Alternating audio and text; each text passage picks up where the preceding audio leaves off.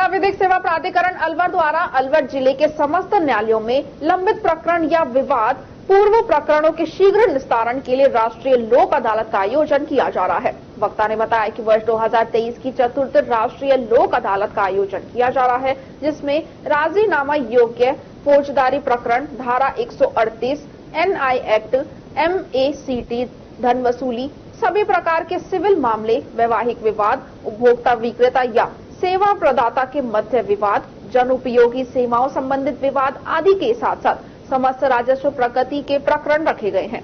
राष्ट्रीय लोक अदालत न्यायिक न्यायालयों के साथ साथ समस्त राजस्व न्यायालयों में भी लगाई जा रही है। इस अवसर पर अधिक से अधिक संख्या में उपस्थित होकर राष्ट्रीय लोक अदालत में राजीनामे के माध्यम से प्रकरणों का निस्तारण करवाकर इस अवसर का अधिक से अधिक लाभ उठाया जाए। इसकी अंतिम राष्ट्रीय लोक अदालत है और ये पूरे भारत वर्ष में आज सेलिब्रेट की जा रही है।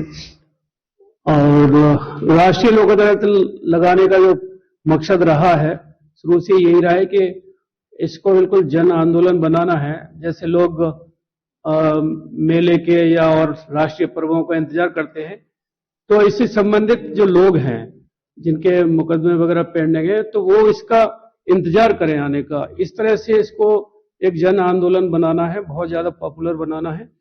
और राष्ट्रीय लोक अदालत में हम लोग जो क्लाइंट वगैरह होते हैं, उनके आपस के जो डिस्प्यूट होते हैं, विवाद होते हैं, तो उनको एनकरेज करते हैं, उनको उत्साहित करते हैं कि वो आकर के अपने अपने जो विवाद हैं उनको यहाँ पर निपटा लें। और उसे राष्ट्रीय लोक अदालत में यही फायदा है इसका निपटाने का कि आपस में जो उनका मनमुटाव है वो भी खत्म हो जाता है केस के साथ ही। और जो राजीनामा होता है वो उसकी कोई अपील नहीं होती है, सबसे बड़ी बात यह है। और आपस में जो सामंजस्य बना करके ये इस तरह के राजीनामा हो सकते हैं। राजीनामा के लिए ये अवश्य एक बात है कि त्याग की भावना जरूर रखनी पड़ती है और राजीनामा के फायदे अनेक हैं जिनका कोई मुकाबला नहीं है।